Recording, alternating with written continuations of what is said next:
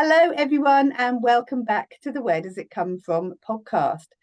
Today, I'm really pleased to have with me Sangeeta Waldron, who's a PR consultant, an author, and many, many more things as well.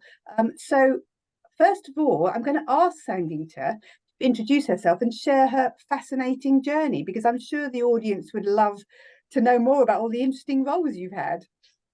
Hi, Jo. I'm really pleased to be here and really delighted to be speaking with you today. And yes, I wear many, many hats, just one head though.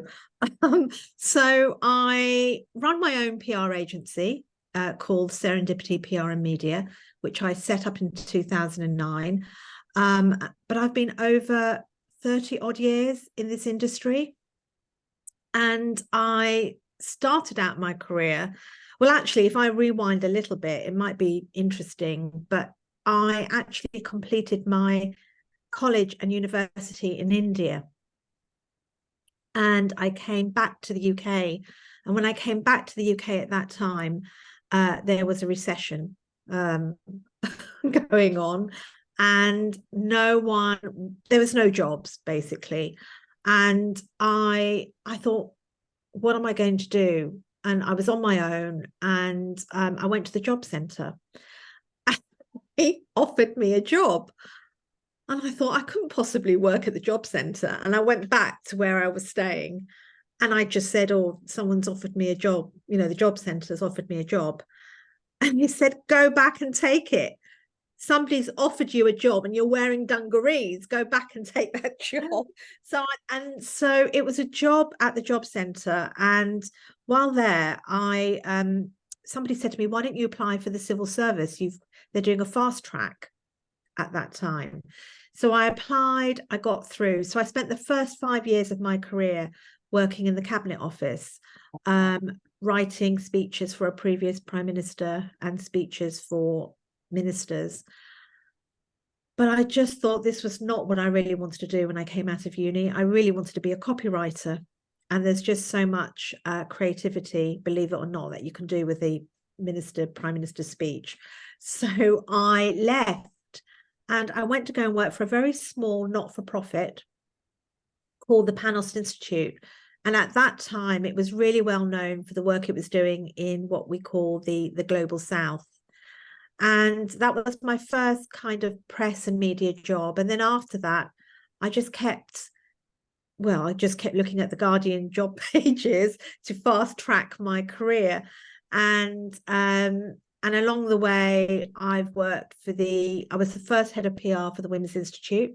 So I don't know if you remember when they slow hand clapped Tony Blair, prime minister at one time. WI Calendar Girls, that was another thing. And then I was the first global director of comms and marketing for the Economist Group, working directly for the CEO at that time, Helen Alexander, who was the only woman at that time in the square mile. And so that was in sort of 2000. Yeah. And then I went along and I worked for the first mayor of London, Ken Livingstone. So it was lots of first-time roles. And then just before I set up my own agency in 2009, I was working for a breast cancer charity. And when I started, it was just myself and two others. And the time I left, we were an award-winning team of 10, which was amazing. And then I took time out. I fell pregnant and I thought, you know what, I really want to take time out.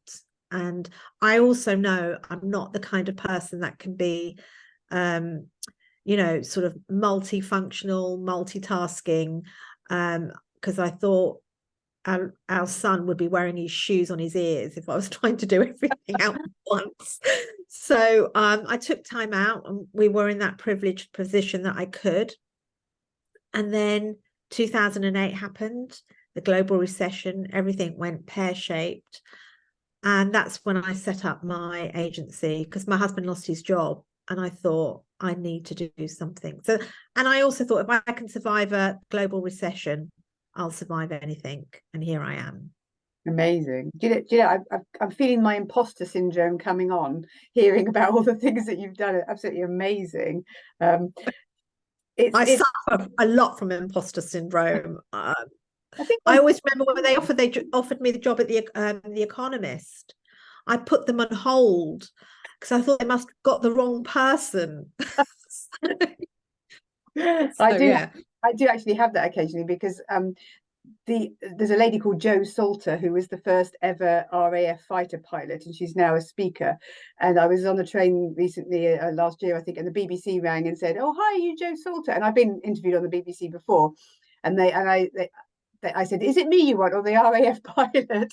And they said, "Oh, the RAF pilot." I said, "Oh, well, you can get in touch with her, blah blah blah." Just be practical about it. So sometimes imposter syndrome is reasonable, but not that often. But yeah, it sounds like a lot of your roles, if not all of your roles, when you're talking about them, are about, I don't know, enabling influencers. So you've supported through speech writing, you've supported charity. So supporting change making from behind the scenes, would that make sense? Yeah, I mean, I've been very conscious about the roles I've applied for. So they've had to be roles that spoke to me, that I felt I was making a difference in some way, or brands I believed in. And I mean, there's interesting things. I mean, the WI is some of the big campaigns started from the Women's Institute, such as AIDS awareness, Keep Britain Tidy, Fair Trade. So yeah, and they've always been first time roles because I like going in, you're starting from scratch, you've got nothing to prove to anyone except yourself.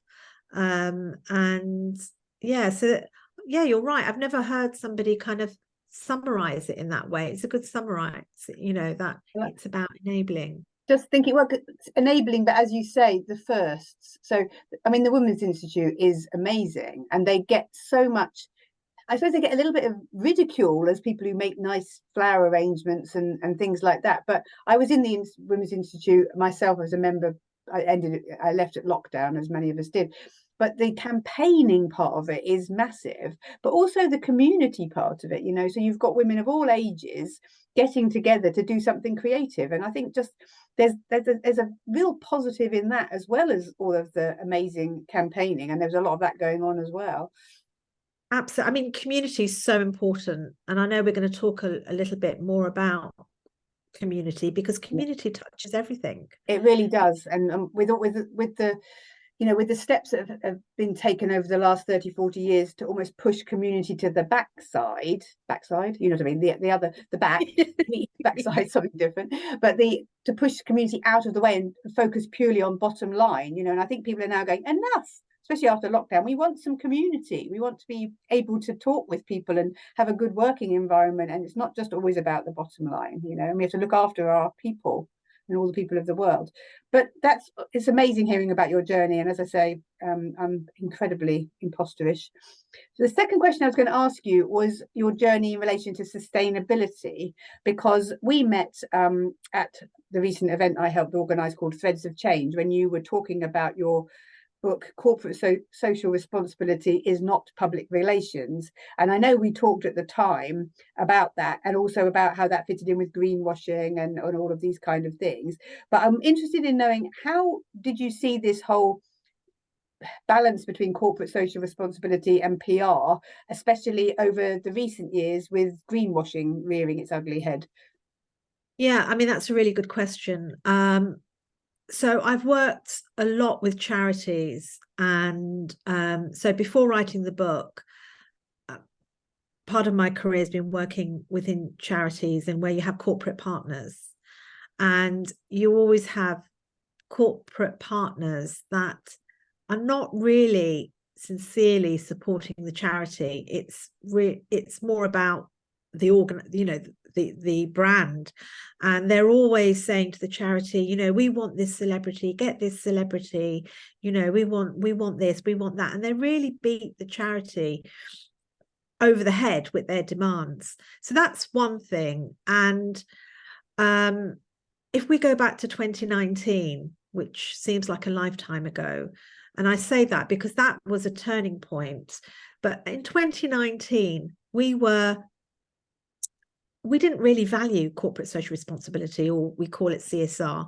It was like the poor relation in any kind of organization, no budget. It was bolted on to HR, human resources, to make employees feel good, or it was bolted on into comms to make a brand look good. And so, invariably it had no budget, had no kudos. It was just there. It was just on the outskirts.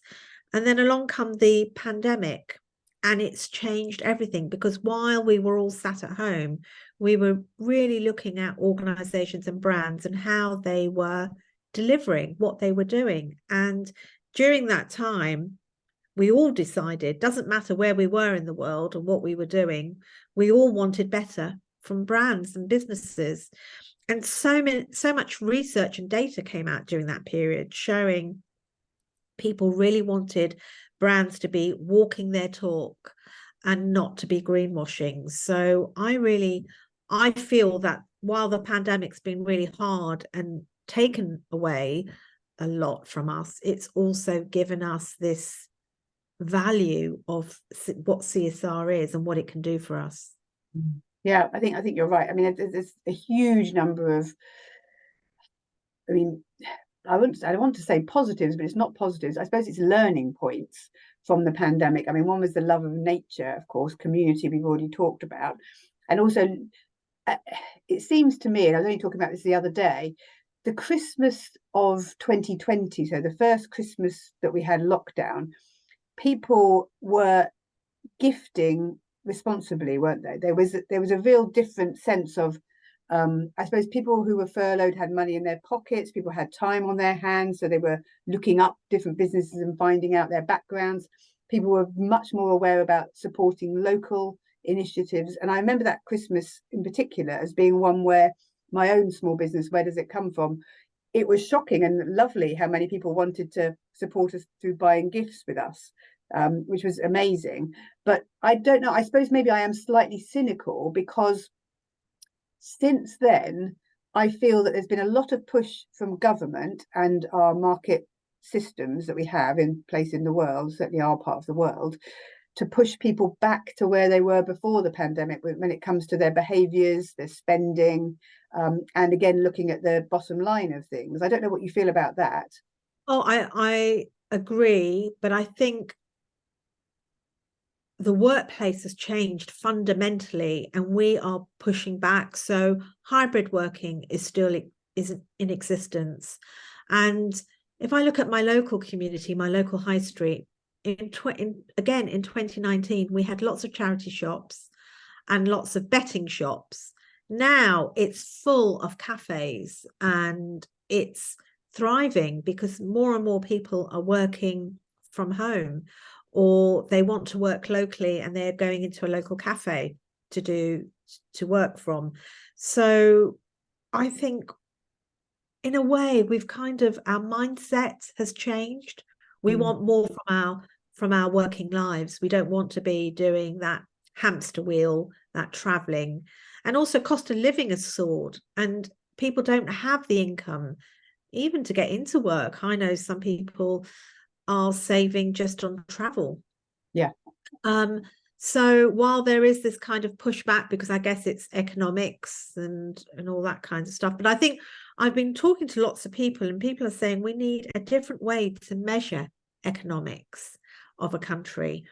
And maybe it's not GDP, and maybe it's another way to measure whether it's taking into account people's well-being, health, all those other kinds of elements that are really important, because they do impact the economics, because then how much are you investing in your health systems? So exactly. I think a lot in that.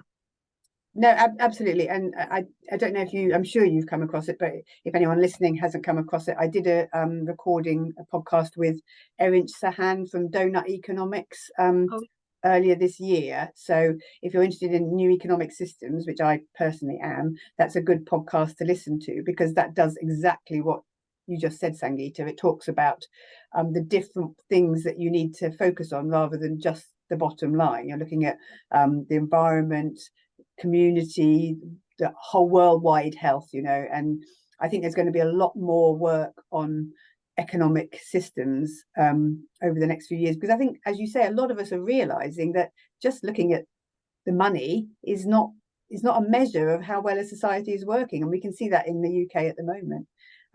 Interestingly, my son, who just turned 16, is looking at his GCSEs, and economics is on his potential list. So we went around a few local colleges, and the economics teachers were telling us what the syllabus was. And I actually, one particular college, I said something about, what about new economic systems like donut economics and things like that? And his eyes lit up, this teacher, and he went, yes, it's not on the syllabus, but I always try to talk about those things and bring those kind of things in. So I think there's even a pushback within the teaching profession, which I was really pleased about. Yeah, I mean, it's funny you say that, because we were doing that last year, and we were going around talking to different teachers at different schools, and it made me realize the education system's not reflective of what we're all dealing with, and it's not really preparing the next generation with what they need.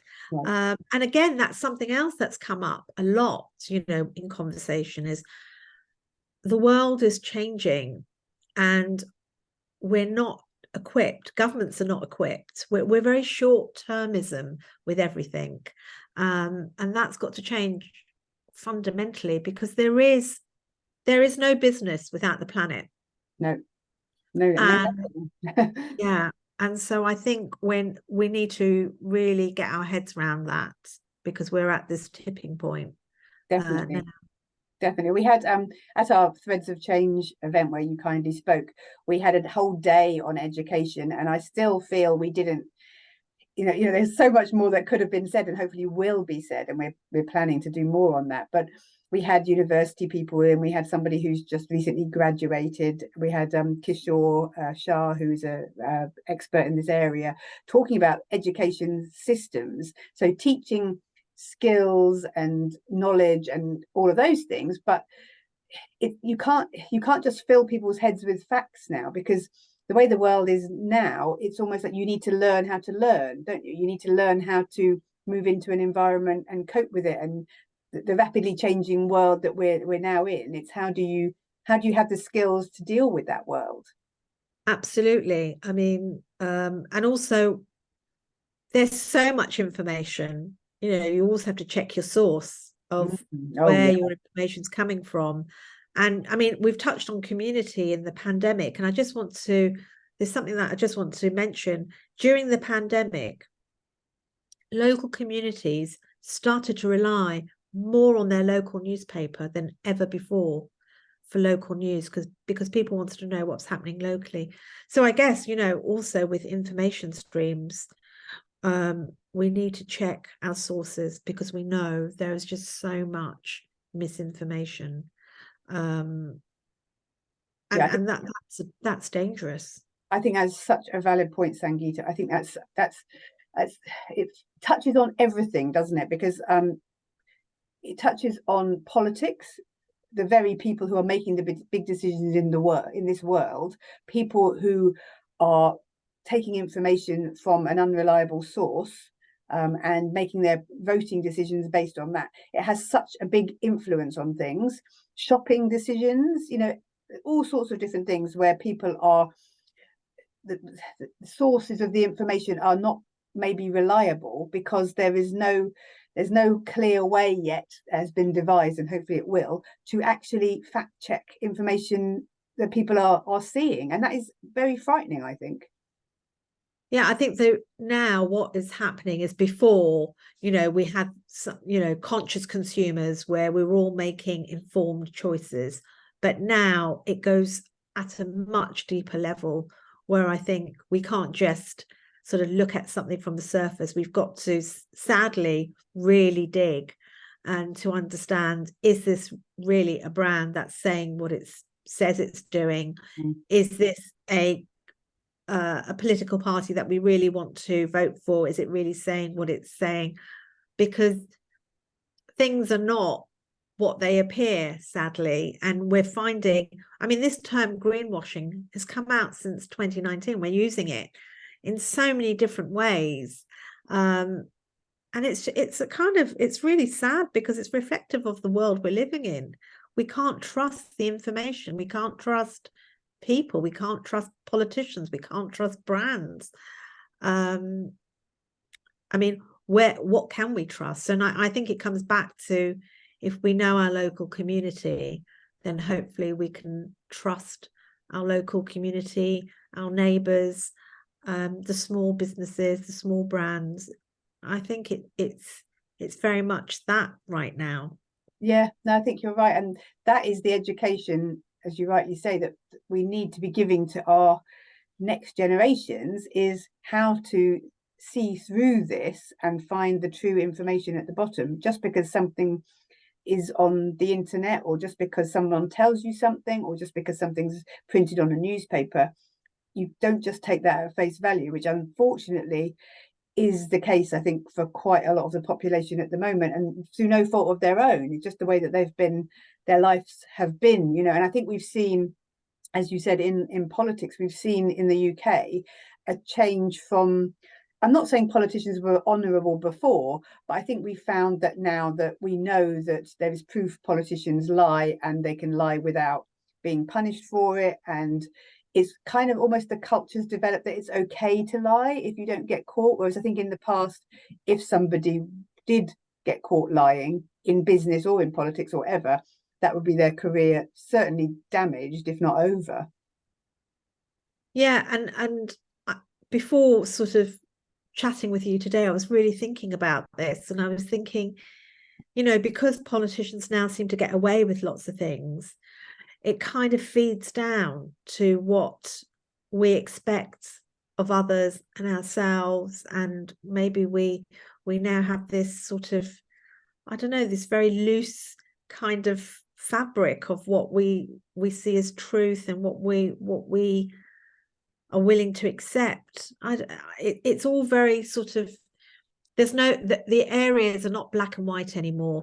But saying that, I do think now businesses can't get away with as much as they used to before, because again, because of the internet, you can be cancelled, you can be called out.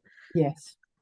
So yes, that's with your PR hat on. I expect you see that quite a lot. That it's, for me as a non-PR person, it always amazes me when something does become viral and some campaign against something will take off, and normally it's on social media, and then it'll get picked up by the press, and it'll snowball from there. So you do have to be really, really careful, and that's the grassroots thing, back to the community thing again, which I think is really, really key, isn't it? It's having, if you push people far enough and they push back and they gather together, then they can take you down, basically. Yeah, I mean, we've seen even before the pandemic, but we've seen really sort of strong activism from communities in India that got together when they found that, I think it was Pepsi who was dumping polluted waste into their river, and the community got together and they won. And so I think people power is so important. And I think in this day and age, when we think we don't have a lot of power, I think as communities we do. We do. And I think the other thing you highlighted there, which is something I feel very strongly about, is the rule of law. I think we have organisations in the UK and globally, of course, that are taking a lot of this to task by using the law, we know laws can be changed by the governments, but we have to keep pushing back on that, so we don't end up with some kind of system where, as communities, we no longer have the right to protest about things that are being done to us. So I think at the Climate Earth and the Good Law Project and those kind of organisations, they use the law and they say this isn't good enough, and people support them, and things get changed. Absolutely. There's a new law that's kind of coming in. It's taken years to happen, and it's called ecocide. Yes. And what they are doing is, where they're bringing in a law, so companies such as some of the fossil fuel companies, where in the past they've had these terrible oil spillage due to just really weak governance or not really being thorough with what they're doing in their processes, now the CEO can be held accountable. So before, no one was held accountable, and I think that's just really powerful. Yeah. And I think that's going to be a game changer in delivery of business, accountability, and maybe that will also start to filter down to governments who turn a blind eye to different things, or making some of these arm deals that are not in the interest of people or the planet.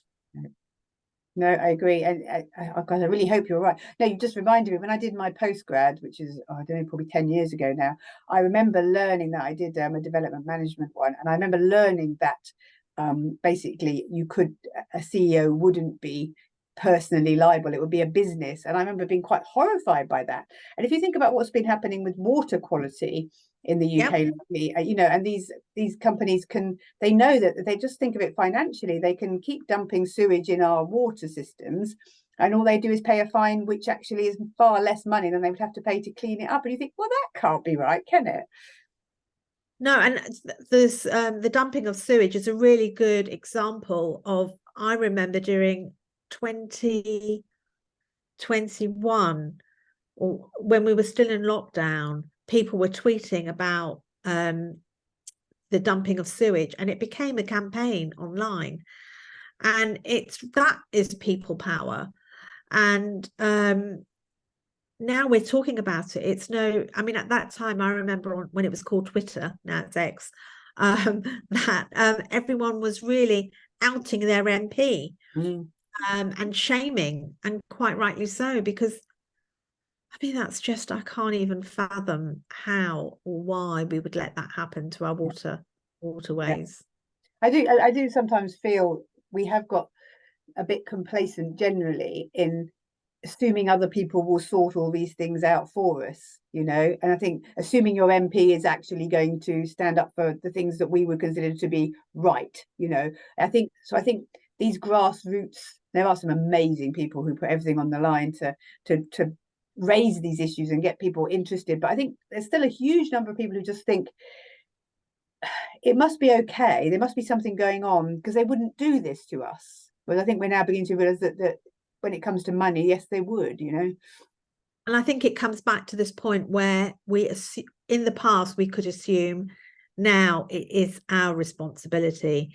It's your responsibility. It's my responsibility to really read and understand what we need to be doing to make things better, just whether it's in your local neighborhood or whatever it is. We need to be far more conscious and awake.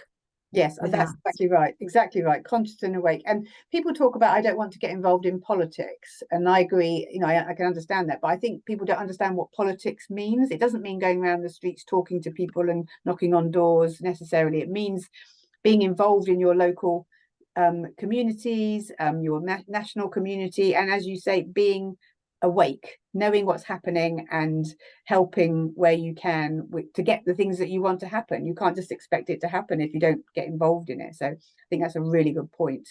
I want to bring it back to greenwashing, actually, because we did briefly mention that, didn't we, earlier on? So greenwashing, as you say, came around really about 2019, and it was a realization, I think, by brands that some of the issues that as you say, came out a bit more recently, that consumers, as we call them sometimes, wanted to know more, wanted to feel good about what they were buying rather than just buying something to do with money. So they responded to that by putting out information on their company websites or through advertising campaigns, basically claiming to be far more ethical and sustainable than they really are.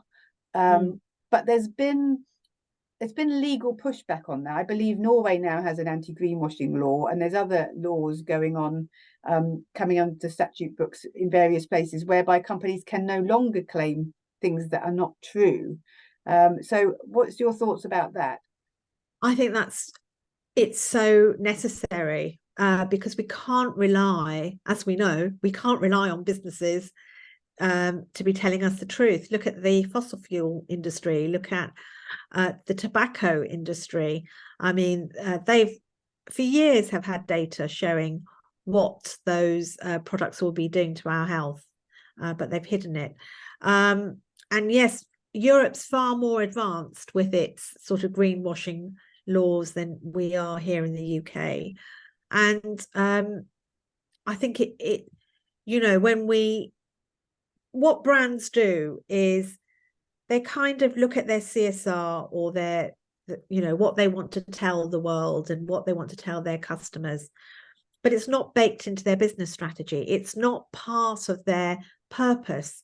And that's when it goes horribly wrong. When it's not your purpose, then you just say, oh, it's a comms, you know, it's your PR department to make the brand look good, or it's just, we're just going to recruit people from our HR that maybe have certain kind of values. When it's disparate like that, it doesn't work cohesively within a brand. So it's really got to be baked in to the heart of the brand. And then when you know it's the purpose, for example, like the Body Shop or Patagonia. Yeah, I mean that's or Ben and Jerry's ice cream.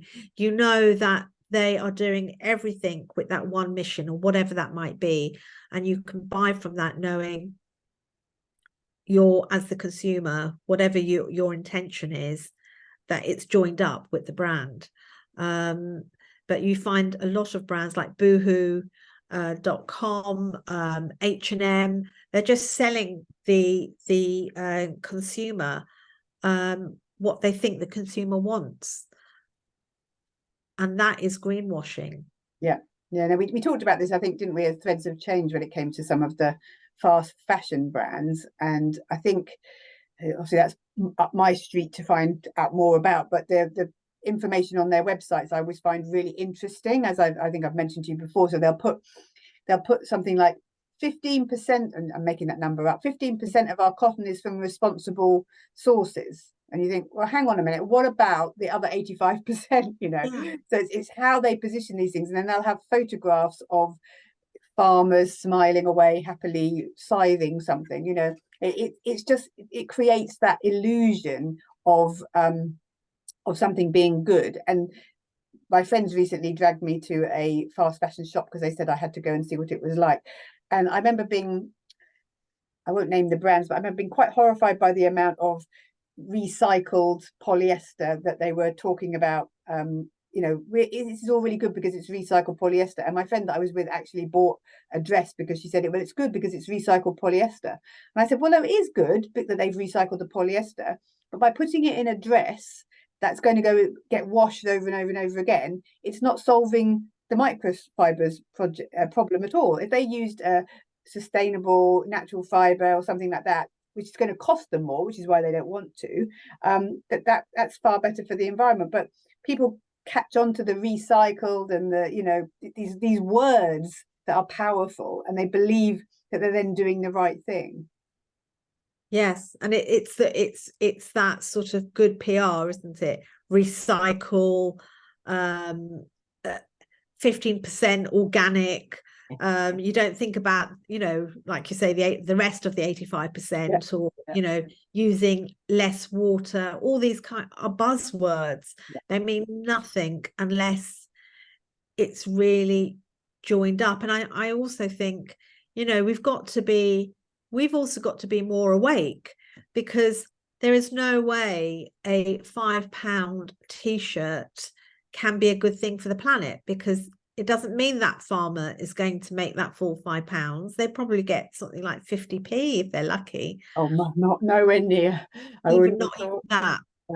Pennies, if that. Yeah. But yes, you're right. Because I think that raises the other point about the fast fashion, that you cannot call a fashion brand sustainable if they're creating to the scale that they are creating. It just isn't possible, because you know, it's mass farming, mass production. You know, that's how they bring the prices down, but that is basically destroying the planet. So they don't talk about that on their websites. No, and also we know good things for us are expensive. Look at if you want to buy uh organic vegetables, they're not cheap. No. So where is a £5 supposedly 50% organic t-shirt going to be, that price? It can't be. So we need to be more switched on and think, hang on a minute, that can't be right. We need to question things. And Yeah. it might mean a little bit more, more effort, but it's worth it in the long term. I think that's right, and it can't carry on like this either. I mean, I think our market economy has pushed people into thinking what an acceptable price for something is. And as someone who runs a brand, I can tell people that the prices that they are creating things for are not possible if you're doing it properly. What we do, where does it come from? We source the cotton from good sources. We work all the way through the value chain. We work with social enterprises, make sure that everyone's paid fair wages. It is not possible to create something for £5 unless you're mass producing it and you're using things you don't want to use on your projects and people being treated in ways that you wouldn't want them to be treated. It's just not possible. No. So going back to legislation, though, when one conversation that we had in Threads of Change, you were explaining to the audience about the recent legislative changes that happened in India. We were a bit ahead of us, ahead of the game on this one, I would say. Can you tell us a bit about that? Yeah, yes, absolutely. So, I mean, this fact always astounds everyone. Because it's India, and I think we have this kind of thought here in the West that we will teach the East, and really the East can teach us a lot. So in 2014, the government brought in a law, compulsory law, that all companies, whether they're national companies or multinational companies, have to give 2% of their net profit and invest it back into authentic CSR, corporate social responsibility initiatives. And that's been a game changer. I mean, some people will argue, well, why do you need a law? But my argument is you can't always rely on businesses to do the right thing. We know that. History's told us that. So, and since India's done that, other countries have come on board. I think China, Indonesia, they now have CSR laws. We don't have one yet here. And I think it's so easy to set up a company. Why can't we have a box that says whatever business we're starting will also be CSR led? I think that should be, we do one for tax, do one for CSR. Yeah, someone said to me recently, wouldn't it be great if social enterprises didn't need to exist because that was just running a business? Yeah, You're running a absolutely. social enterprise, because both the businesses I'm involved with, where does it come from, Cardi London, they're registered social enterprises. And really all that is saying is that you have your company mission, and any excess profits will get fed into that company mission, which is surely what you would want to have anyway, isn't it? Yeah, it seems, yeah, it No just seems, brainerish. yeah, no brain, yeah. Yeah, well, I think it's fascinating what India have done, and as you say, such a simple thing to actually to have there, to say that companies have to do this. I hope that the UK will pick this up and run with it and do different things with it, and have a business structure that is not just about making money. That would be the ideal, wouldn't it? Good for employees, good for customers, good for the planet, good for the workers. It would be fabulous. All the way back to the original fibers, and at the end as well, things that happen at the end to products. It's all encompassed in the company value. Anyway, we've had a fantastic discussion. I know we could probably go on for hours, but I want to ask you, what's next for you, Sangeeta? Have you got any more books in line? Any more serious issues you want to get involved with? Well, I'm currently writing my third book on climate change and legacy. And I'm writing that now for publication in 2024. And I'm learning a lot while writing this book. And there are different themes, from food to business to global governance to communities and music. And the whole idea of the book is I call them conversations. I'm having conversations with different thought leaders. And there's also a chapter on science and some of the leading scientists in the world right now about climate and some of the things that we can do, very simple things that we can do to make a difference. And when I started to write this book, I thought it would be, would it be quite all doom and gloom? But interestingly and heartening, very heartening, is that everyone is very optimistic for the future, very hopeful. Even the scientists, I thought they would not be, with all the data that they're dealing with, but they are very optimistic for change. That's good to know. Definitely. Oh, it's an exciting book. Definitely. If you need to talk to anyone about fashion, here I am. I will. Thank you. But that is fascinating about the positivity, as you say, because I remember I was on a panel, I can't remember if it was this year or last year, and the last question that the interviewer asked us was about what we felt was going to happen in the next 10 years. And 3 out of the 4 of us said that we were positive, cautiously optimistic, I guess was the phrase, that we can still turn this around. And, although it was definitely a cautious optimism, I remember the 4th panelist, who was one of the co-founders of Extinction Rebellions, I won't say her name, but she was not optimistic. And I think she just seen so much, and she was so in there, fighting it day by day. She was like, I don't know if we can do this. I don't know if we can turn it around. And I think we probably all have moments like that. And I think it's just really important to try, as you said before, to keep awake, keep involved. And if you think something isn't going the way that you want, get involved with it, try and change it yourself. We mustn't let things happen to us. It's too much to lose here. Yeah, to speak up. I think even if you're that one voice, it doesn't matter, because somebody will hear you, and that becomes 2, and that's how things grow. And yeah, I mean, there are, I've been, since writing this book, I've learned there are things such as climate grief, climate anxiety, and there are all these things, and of course they're not to be dismissed. But as somebody said to me who I spoke to, if you don't have hope, you can't change anything. I would agree, definitely. And I think it's trying to persuade people who are really busy and really struggling. We've got economic crises, busy lives, and looking for some kind of balance and normality in the world. And the balance and the normality in the world tends to come through the television or radio or movies or those kind of things.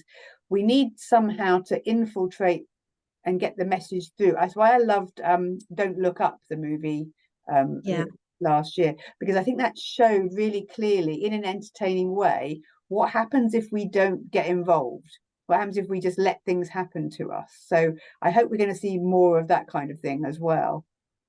So do I. I mean, things can't change without us all being involved and just questioning, maybe what can I do better? That's a really simple way to approach things. What can I do better? Or, if when you're going shopping, what can I do better with my basket?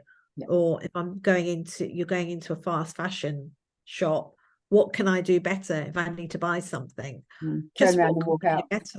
Yeah. I mean, that's what you'd hope. You'd walk out and go somewhere else, or maybe shop in your wardrobe. Yeah. I think that's so.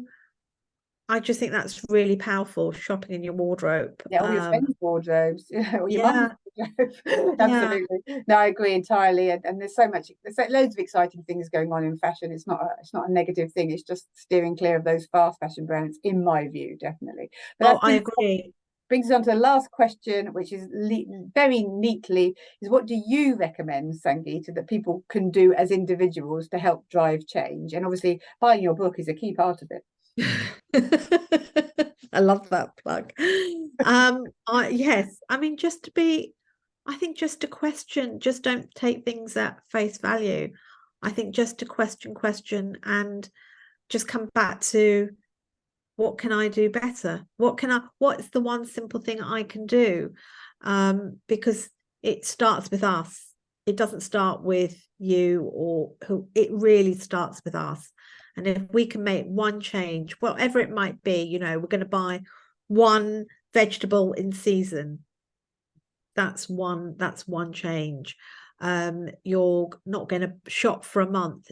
You know, if you normally shop in fast fashion, but you're not going to shop for a month, you might not think it's going to make a difference, but it will. It will slowly, it will, because more people will have that kind of mindset, and that's when things will change. So it's really just a question. I would say question everything. Don't just take things at face value. Yeah, I think that's really good, really good advice. And I think, as you said earlier, if somebody does change something and then they explain to a friend that they've changed something, it's amazing the ripple effect. It's like, do you remember when everyone took a takeaway cup? If you then queued up for your coffee and you didn't have a takeaway cup, you felt a bit of a plonk because everyone else had one. And that was purely because you're being impacted by society is gradually moving you. Yes, I mean, lots of people say the best way to really raise awareness about climate change is just to keep talking about it. It doesn't, you know, you don't have to be doing anything, but if you just talk about it, that is creating change. So I think that's also really important. Just become a bore. Yeah, no problem for me. Okay, that's wonderful. Thank you, Sangeeta. So the last of all thing is, where can people find out more about you if you want people to get in touch with you or find out how to buy your books or anything like that? Yes, so my book, I'll start with the book because you can find it in all good bookshops. You can find it online, and it's corporate social responsibility, it's not public relations. And you can find me, I'm on LinkedIn, I'm on X, Twitter, I'm on Instagram, same name. You won't find me under anything else. And you can find me on my website, www.serendipitypr.co.uk. Yeah, and I'd love to hear from people. And if people do buy the book, I would love to know what people think. Wonderful. That's wonderful. Well, anything else you'd like to add? No, just thank you for having me. I've loved it. Pleasure. Good, absolute pleasure. Now hopefully we'll get you back again with the next book. Would be a good time, wouldn't it? But thank you so much for sparing us the time, Sangeeta. It's been absolutely lovely to talk to you. Thank you so much. Thank you. Recording.